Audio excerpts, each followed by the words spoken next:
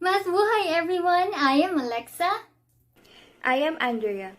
And I am Adelaide. So for today's video, we are going to answer some math problems. These problems are often called recreational mathematics. Before we start, Andrea, can you define recreational mathematics? Of course. So, instead of being solely a professional activity centered on study and application, recreational mathematics is practiced for fun and entertainment. Yes, you heard it right. Mathematics can also be used for entertainment. Girls, let's start, shall we? I bet this will be fun. Let's do this! To our viewers, you can try answering the math problems with us. A 5 or 10-second timer will be provided depending on the difficulty of the problem, or you can pause the video if you still need more time. The first problem is based on the picture. Each firework A to F contains 6 stars. Which firework has not been launched, knowing that each gives off 1, 2, or 3 stars of its corresponding color?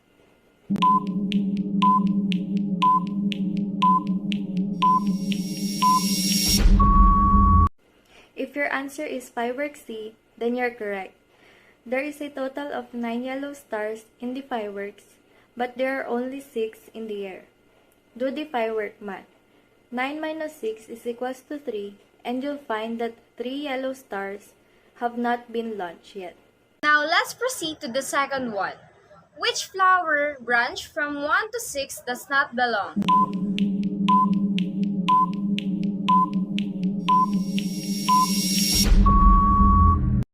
Correct. The answer is flower branch 2. The top flower of all the other branches has just as many petals as flower on the branch. The third question is, which marble from 1 to 6 should replace the question mark?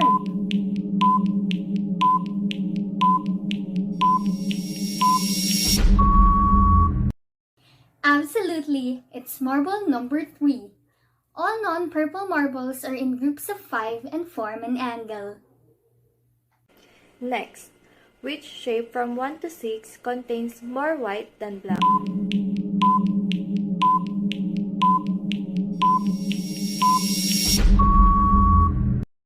If your answer is shape 3, then you're correct. This is because all the other contains equal portions of each.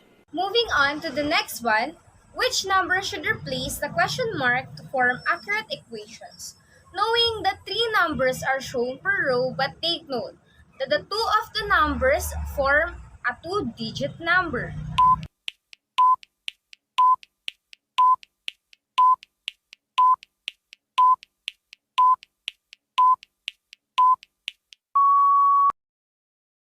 Time's up! The answer is 6. To find the answer, read every row as follows. Open parentheses 3 plus 2, close parentheses times 2 is 10. Open parentheses 1 plus 9, close parentheses times 2 is 20.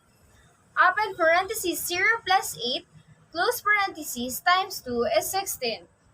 Open parentheses 7 plus 5, close parentheses times 2 is 24. The answer for third row is 16. The number 1 is already written, therefore 6 is the missing number. Wow, that question was a bit nerve-wracking. But now let's proceed to the next one.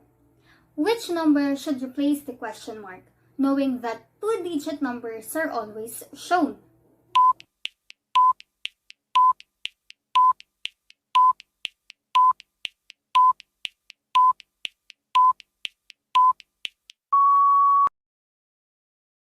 If your answer is 6, then great job!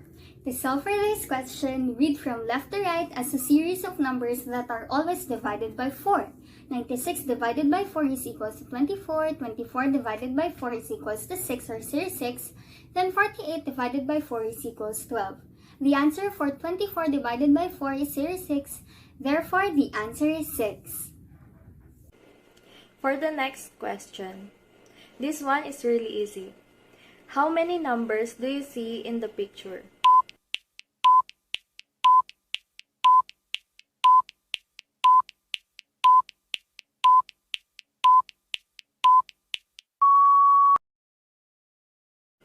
Amazing! That's correct. The answer is 10 because when you look carefully at the image, you'll see the 0, 1, 2, 3, 4, 5, 6, 7, 8, 9. A total of 10 numbers. Let's proceed to the next one. What will come after WE, SG, PJ, LN, IS?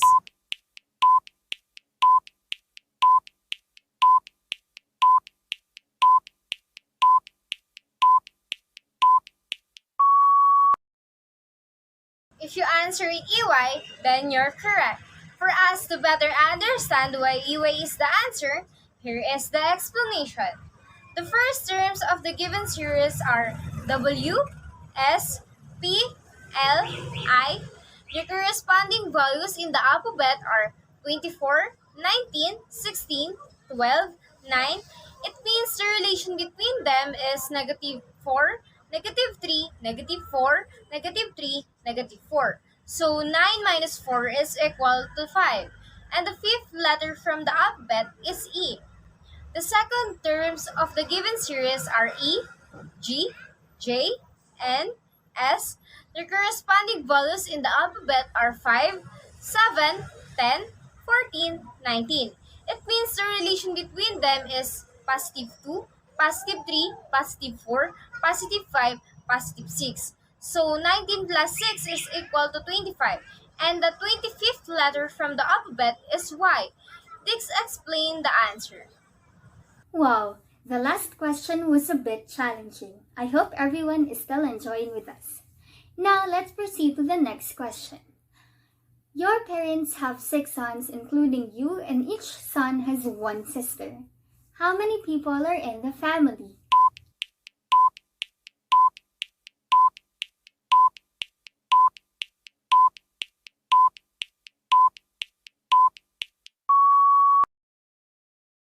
If your answer is 9, that's correct. The explanation is that there are 2 parents, 6 sons, and 1 daughter in the family. That question got me really confused. Let's see if you can still answer our last question.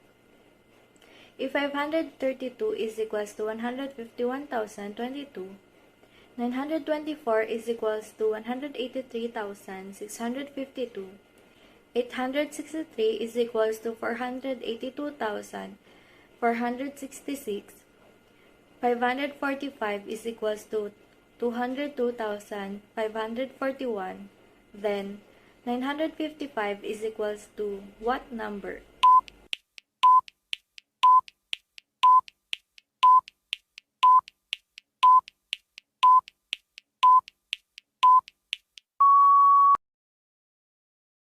The correct answer is 454,585. To solve for this problem, you need to do these steps. Step 1. Multiply the first and second number. 9 times 5 is equals to 45. Step 2.